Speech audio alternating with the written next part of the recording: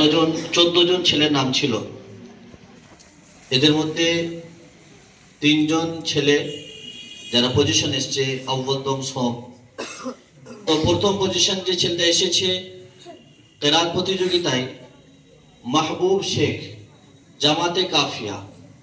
মাহবুব শেখ একবারে full mark পেয়েছে, 100-তে 100 number পেয়েছে। এই মাহবুব শেখের হাতে প্রাইজ তুলে দেবেন আমাদের স্বনামধন্য সম্মানীয় সেক্রেটারি সাহেব। আমি নাজিমদেরকে বলবো যে তোমরা কেরাত প্রতিযোগিতা যেটা আউ্বল প্রতিযোগিতা প্রাইজ আছে সেক্রেটারি সাহেবের হাতে তুলে দাও। মাহবুব ভেতরে চলে এসো।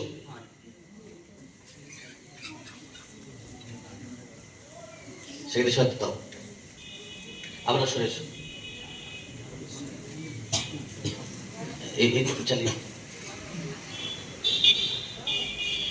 এরপরে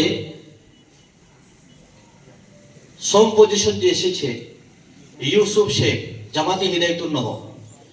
সোম সোম সোম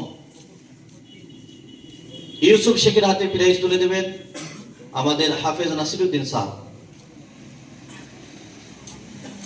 দোম পজিশন যে ছেলেটা এসেছে মোহাম্মদ আনাস শেখ, মোহাম্মদ আনাস, জামাতের সাথে যাবে। আনাসের হাতে প্রাইজ তুলে দেবেন হাজি সাহেব। হাজি সাহেব দাও। আমাদের যিনারা এখানে মেহমান আছেন সবার নাম তো জানি না, একটু দেবেন সবাই।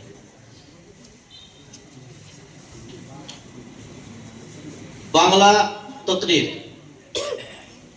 বাংলা তকরিরে দ্বিতীয় স্থানের অধিকারী আশিক,